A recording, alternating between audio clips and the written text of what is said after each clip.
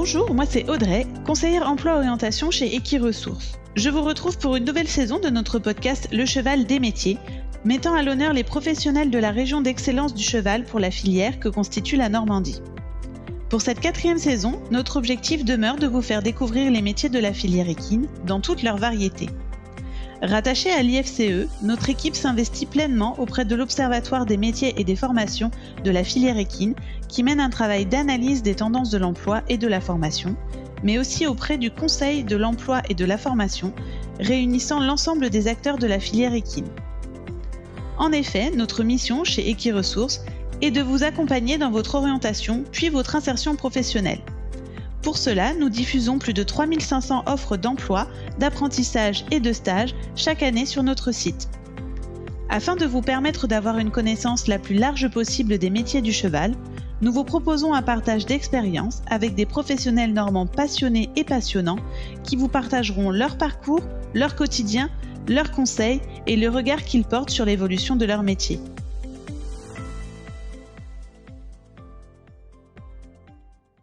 Aujourd'hui, nous vous proposons de découvrir la formation inséminateur équin au travers du regard du formateur et d'un stagiaire avec Quentin et Maude. Bonjour Maude, bonjour Quentin. Merci beaucoup d'avoir accepté de répondre au podcast Le Cheval des métiers avec nous aujourd'hui. Bonjour. Bonjour. Maude, est-ce que tu peux te présenter ton parcours et ce pourquoi tu es devenue responsable de la formation inséminateur équin ici au Haras du Pin? Oui, donc j'ai un parcours un peu atypique, on va dire, par rapport à... En fait, on a tous les formateurs des parcours différents, c'est ce qui fait aussi la richesse de l'équipe. Donc moi, mon parcours à la base, c'est un doctorat en sciences. J'ai été ensuite salariée dans une entreprise pendant 1 an et demi, donc, qui tournait autour du clonage équin. Et j'ai eu vent d'un poste de formatrice ici à la jumenterie via une amie. Et je me suis dit, pourquoi pas tenter l'expérience d'allier un peu de recherche et en même temps formation que j'avais pu faire au cours de ma thèse, en fait, quand j'avais quelques cours à donner. Donc voilà comment je suis arrivée en septembre 2008 à la jumenterie du Pin. Et puis, au fur et à mesure des années, donc... on a évolué, donc j'ai une partie recherche et puis on m'a proposé d'être responsable de la formation inséminateur équin. Donc j'encadre cette formation depuis, à titre vraiment individuel cette année, depuis le départ en retraite d'Anne Marga, qui gérait avant la formation inséminateur. Voilà. Quentin, est-ce que tu peux nous parler de ton parcours et des raisons qui t'ont conduit à intégrer cette formation d'inséminateur équin? Oui, alors j'ai suivi un cursus assez classique avec un baccalauréat scientifique et j'ai enchaîné après avec 2 ans d'année universitaire où j'ai passé un DUT génie biologique option agronomie où en fait les chevaux jusque-là c'était juste ma passion à côté parce que je cavalier depuis que je suis tout petit et les cours en fait tout ce qui était repro, génétique, ça me passionnait, ça me passionne toujours autant. Et du coup, j'ai fait quelques recherches et je suis tombé du coup sur la formation donc technicien d'élevage, qui me permet du coup d'intégrer aussi la formation inséminateur équin. Et pourquoi est-ce que tu as choisi de faire les deux en parallèle? Est-ce que tu suis les 2 formations en parallèle? Est-ce que tu en fais une puis l'autre? Est-ce que tu peux nous en dire un petit peu plus? Oui, alors je suis en fait les 2 formations en parallèle. Enfin, la formation inséminateur est intégrée directement dans la formation de technicien d'élevage. Et j'ai choisi en fait de faire la formation de technicien de base parce que ça me permettait de voir beaucoup plus de choses. Enfin, on ne fait pas que de la reproduction et de l'insémination, on voit aussi tout ce qui est gestion d'élevage, gestion des poulinières, l'éducation des poulains jusqu'à peu près à leurs 3 ans. Et je trouvais que c'était une formation qui était très complète et pour intégrer un peu le monde de l'élevage, c'était un sacré bagage. Maude, est-ce que tu peux nous expliquer comment se déroule cette formation, où elle se déroule, combien de temps est-ce qu'elle dure et quels sont les enseignements qui sont délivrés? Oui, alors c'est une formation qui se déroule sur le site de la jumenterie du Pin. Elle dure 5 semaines, mais ce n'est pas 5 semaines consécutives. En fait, elles sont séparées. Alors, de temps en temps, il y a 2 semaines de suite. Mais on fait en sorte que les gens qui viennent dans cette formation, qui ont souvent leur structure personnelle, puissent gérer un peu aussi en parallèle leur structure, donc de ne pas les monopoliser pendant 5 semaines d'affilée. Il y a 3 semaines de pratique et 2 semaines entières de théorie. Sur les contenus de la formation, donc évidemment le côté pratique, il y a récolte étalon, préparation des doses d'insémination, et puis l'insémination des juments avec tout type de semences, aussi bien du frais, du réfrigéré que du congelé.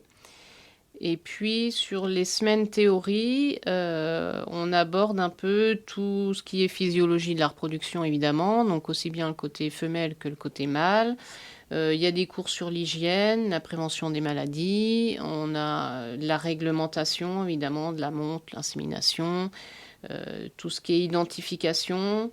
On a une grosse partie génétique aussi. Et puis aussi un peu d'alimentation. Il faut savoir alimenter ses chevaux évidemment, même en élevage, pour bien gérer ces structures. Voilà, sur le contenu et la durée de la formation. Et quels sont les prérequis pour intégrer cette formation ? J'imagine qu'il faut avoir suivi une certaine, des études quand même un peu spécifiques avant. Alors, pas forcément. Alors déjà, il faut être âgé au moins de 18 ans à l'entrée en formation. Et après, il y a 2 façons de rentrer en formation. Soit on est titulaire d'un diplôme agricole de niveau 4, auquel cas on peut intégrer la formation directement. Ou alors, après, il faut pouvoir justifier de 3 ans d'expérience dans l'élevage équin. Donc, soit en tant que salarié ou en étant propriétaire de juments poulinières et faisant naître des poulains. Donc, si on arrive à justifier de ces 3 années, on est admis à cette formation en passant par le biais d'un contrôle de connaissances. Donc, contrôle de connaissances, c'est un examen. Il y a une épreuve de mathématiques et une épreuve un peu plus généraliste, élevage, hippologie. Et si on réussit cet examen, on peut ensuite candidater au même titre que les gens qui ont un diplôme agricole de niveau 4. Maud, est-ce que tu peux nous expliquer à la fin de la formation, comment est-ce qu'on a ce diplôme ? Est-ce qu'on a bien un diplôme ? Comment est-ce que ça se passe ? Alors, à la fin de la formation, il y a un examen. Donc, qui est officiel. Donc, il y a une épreuve de théorie, il y a une épreuve pratique et une épreuve orale. Donc, c'est un jury extérieur qui vient. Et si le stagiaire passe cet examen, donc il obtient le diplôme d'inséminateur équin. Et puis, ensuite, il aura à demander à la DRAF la licence pour pouvoir inséminer ensuite à l'extérieur. Quentin, est-ce que tu peux nous en dire un petit peu plus sur tes objectifs professionnels à la suite de cette formation ? Du coup, tu voudrais travailler dans l'élevage, on pense bien, mais comment est-ce que tu vois les choses et qu'est-ce que tu voudrais faire ? Du coup, à la suite de la formation de CSA, je souhaiterais travailler dans un élevage, mais qui à la fois aurait une activité d'élevage où il y a des poulains qui naissent, mais aussi une activité de reproduction pour pouvoir à la fois un peu travailler sur les deux en tant qu'inséminateur, mais aussi en tant que technicien d'élevage. Je pense que pour mes ambitions, on pourra en parler peut-être après, mais c'est une opportunité pour moi de me faire vraiment de l'expérience dans le métier. Et du coup, après ça, quand j'aurai validé les prérequis de la formation chef de centre, je souhaiterais intégrer du coup cette formation qui me permettra vraiment de compléter en fait tout ce que j'aurais appris ces dernières années. Et aussi parce que c'est obligatoire pour pouvoir monter un centre de reproduction. Aussi à la fois gérer tout ce qui est activité, les nouvelles un peu techniques d'élevage, tout ce qui est transfert d'embryons, voilà. Donc il faut que tu fasses la formation inséminateur, que tu exerces un certain temps pour ensuite pouvoir entamer celle de chef de centre, c'est ça ? Oui, je vais compléter, c'est ça exactement. Donc, il y a la formation inséminateur. Après, il faut avoir exercé pendant 3 saisons de monte, on va dire. Et après, on peut postuler sur la formation, effectivement, chef de centre qui donne accès à des techniques, effectivement, autres par rapport à l'insémination. En fait, une personne qui a le diplôme d'inséminateur équin va pouvoir récolter un étalon, préparer les doses d'insémination, mais qui vont être inséminées dans l'heure qui suit la récolte. Et ensuite inséminer tous les types de semences qui pourront lui arriver dans sa structure. Et un chef de centre peut faire la même chose, mais en plus, il peut réfrigérer la semence pour l'envoyer à l'extérieur. Il peut congeler de la semence pour effectivement aussi l'expédier. Et il peut pratiquer les collectes et le transfert d'embryons, chose que n'a pas le droit de faire un inséminateur. D'accord.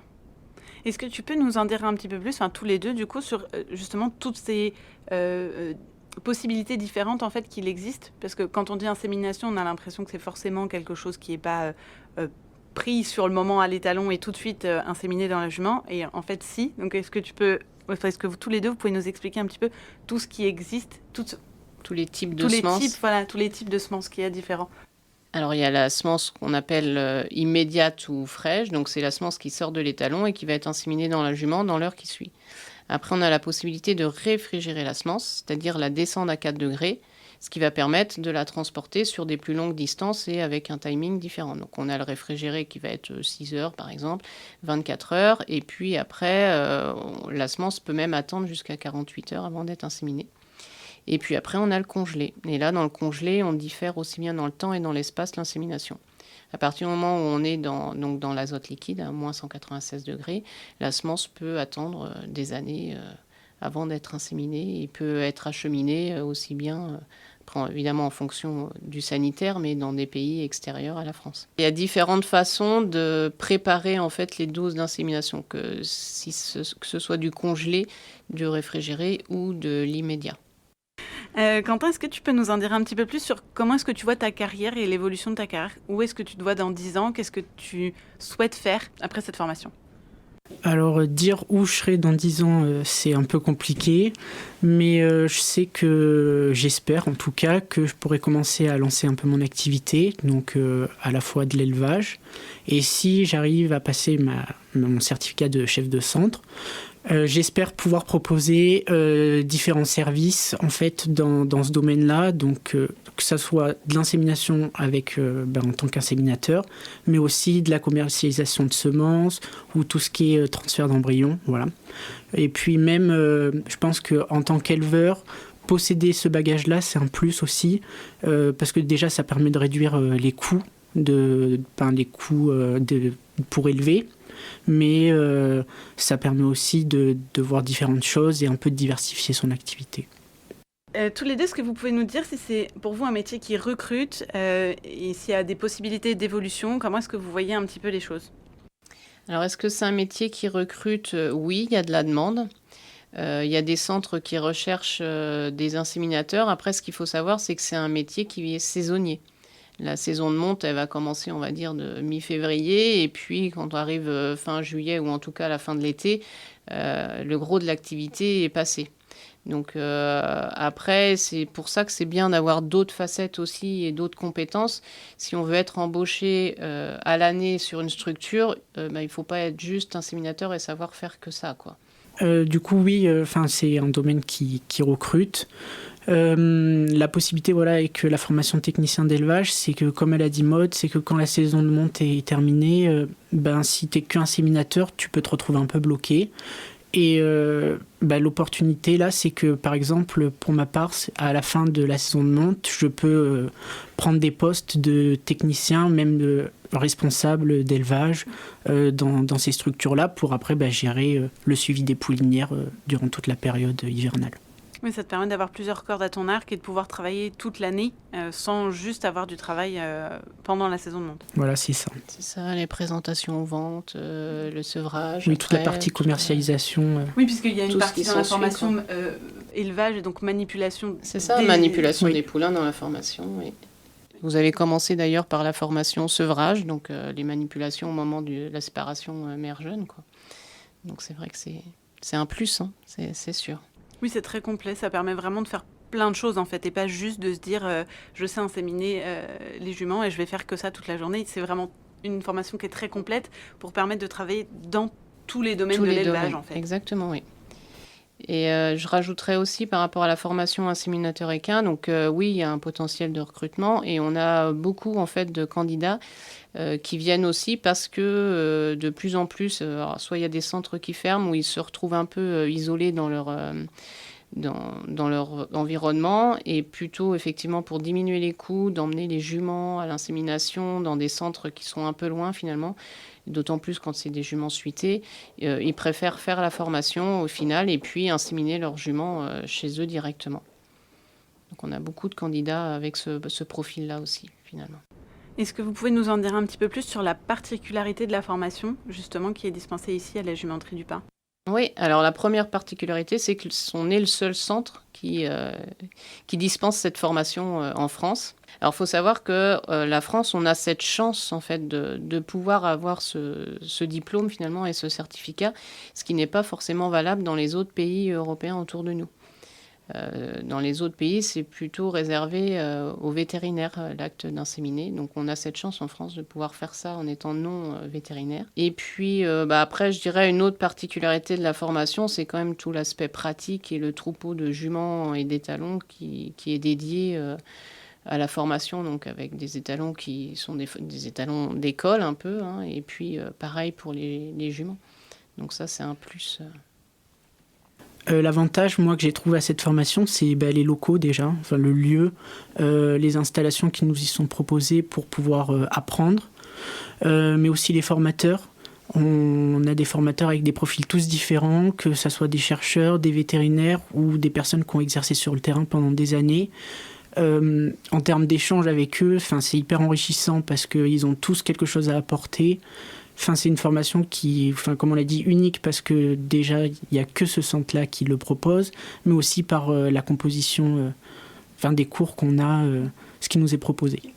Est-ce que tu peux préciser un petit peu, Maud, comment, justement, vu que vous êtes la seule formation qui existe en France, j'imagine qu'il y a une liste d'attente, que c'est pas facile forcément, qu'il faut prévoir un petit peu à l'avance si on veut venir faire cette formation pour s'inscrire? Oui, exactement. Là, on forme actuellement par an entre 40 et 50 inséminateurs. Mais on a de la demande, si on veut, là, dans nos dossiers d'attente pour plusieurs années de formation. Donc effectivement, les dossiers qu'on reçoit, on essaie de les prioriser pour faire rentrer ceux qui nous paraissent les plus urgents. Alors c'est pas toujours évident parce que tous les dossiers ont en soi une urgence particulière pour les personnes qui candidatent. Ce qui est sûr, c'est quand on monte ce dossier de candidature, il faut être le plus précis possible dans sa demande et pour espérer rentrer en formation le plus rapidement possible. Ça veut dire qu'en soi, on peut venir faire cette formation en étant déjà dans un élevage, en travaillant en fait à temps plein, et juste entre guillemets négocier de temps en temps, de venir faire une semaine par-ci, une semaine par-là. Comme c'est pas continu, c'est peut-être aussi plus facile lorsqu'on veut se former, qu'on a déjà un poste, qu'on est déjà en activité au final. Oui, c'est ça. En fait, là, par exemple, pour vous donner un ordre d'idée, on a 2 groupes qui ont débuté entre fin août et début septembre et qui ont passé leur examen début novembre. Et là, on commence les 3 nouveaux groupes, donc en novembre, et ils passeront l'examen mi-mars en 2024. Donc, on a 2 sessions d'examen par an. Et puis, ceux qui, malheureusement, ont échoué en novembre peuvent revenir passer l'examen en mars. Et quand on échoue en mars, il faut attendre novembre la même année pour repasser l'examen. On n'a pas de session d'examen entre-temps. Donc effectivement, l'enjeu est important. Donc c'est ce qu'on dit aux stagiaires, c'est 5 semaines sur place, mais il y a beaucoup de travail à faire en dehors pour mettre toutes les chances de son côté le jour de l'examen. Mais effectivement, pour un employé ou même un gérant de structure, c'est plus facile de se libérer quand il y a une semaine. Il faut prévoir à l'avance pour se faire remplacer sur place. Et après, en fonction, effectivement, de si c'est un salarié, après les financements et l'employeur qui libère le salarié pendant ces 5 semaines-là. Et du coup, Quentin, en ce moment, toi, tu travailles en parallèle ou en fait, quand tu fais pas ta formation inséminateur, tu fais de la formation technicien d'élevage? Tu arrives à jongler comme ça ou est-ce que tu es employé déjà aussi en parallèle?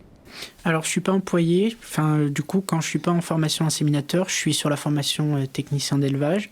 L'emploi du temps est fait qu'on a des semaines spécifiques. Là, c'est la semaine insémination, donc on fait que les cours d'insémination. Mais quand on n'a pas ces cours-là, on a d'autres cours qui, par exemple, sur tout ce qui est sevrage, alimentation, la gestion des équidés dans les élevages. Plein d'autres cours qu'on ne voit pas en fait dans les cours d'insémination. Et combien de temps dure ta formation de technicien d'élevage? Elle dure un peu plus de 8 mois. Alors là, cette année, c'est de novembre à mars. Et au mois de mars, on part un peu plus de 3 mois en stage. Et on revient un petit peu quelques semaines jusqu'à mi-juillet. Quentin, qu'est-ce que tu dirais à un passionné d'élevage comme toi qui te demanderait justement à faire une formation comme celle-ci, qui te dirait en fait j'ai envie de travailler dans l'élevage équin, qu'est-ce que je dois faire? qu'est-ce que tu lui dirais et qu'est-ce que tu lui conseillerais ? Déjà de se lancer parce que effectivement c'est un métier, l'élevage on peut l'apprendre sur le terrain, l'insémination non, mais le fait de se lancer dans une formation comme ça, c'est vraiment s'assurer une sorte de sécurité avec ce certificat à la fin, d'être motivé, un peu rigoureux parce que c'est quand même assez important et voilà, de s'investir et de se faire confiance. C'est aussi intéressant de faire la formation qu'on ait travaillé en élevage avant ou qu'on n'ait pas encore travaillé en élevage, ou même si on a travaillé avec les chevaux, par exemple, qu'on a été palefrenier soigneur et qu'on a envie au final de travailler dans l'élevage, ça peut être une autre corde à notre arc de se dire, plutôt que de se lancer dans l'élevage directement en trouvant un emploi, de se dire je fais une formation technicien d'élevage avec inséminateur et ensuite je vais travailler en élevage plutôt que de l'apprendre sur le tas. C'est plus pertinent. Oui, je pense que c'est plus pertinent. J'ai d'ailleurs des collègues de formation qui sont vachement plus âgés que moi et ils viennent en formation justement parce qu'ils se retrouvent un peu bloqués au final dans leur profession du fait qu'ils n'ont pas vraiment de certificat ou de diplôme à la fin, même si ils sont très compétents dans leur domaine. Je pense que c'est un plus de faire cette formation, que ce soit avant ou après, à un moment donné, je pense que ça donne plus de possibilités d'évolution au final. Plus, oui, c'est sûr que... Je sais plus ce que j'allais dire. Que d'avoir trouvé un poste directement d'assistant d'élevage. Oui. Mais après, si on reste sur la même structure pendant des années, c'est pas tant un problème. Mais si on veut un peu bouger, puis on reste rarement aux mêmes endroits toute notre vie, c'est un plus. Je dirais pas que c'est une nécessité, mais c'est vraiment un plus, oui. Sur un CV, c'est plus vendeur d'avoir effectivement 1 an de formation technicien d'élevage dans un centre de formation, plus la licence d'inséminateur équin, quoi. Sur le papier, c'est plus vendeur que... Même si y a 1 an d'expérience, ça rajoute un diplôme et c'est plus sécurisant pour l'employeur également. Merci beaucoup Maud et Quentin d'avoir accepté de répondre au podcast et d'avoir participé aujourd'hui. C'était vraiment très intéressant d'en apprendre plus sur votre formation d'inséminateur équin. Merci à vous. Merci. Vous souhaitez en savoir plus ? N'hésitez pas à vous rendre sur le site internet Equiresources dans la rubrique métiers et formations. Vous y trouverez l'ensemble des diplômes et certifications ainsi que tous les établissements qui proposent des formations en lien avec le cheval. Sont également disponibles de nombreuses ressources d'orientation, telles que le guide des métiers, d'autres épisodes de podcast et un schéma complet des formations.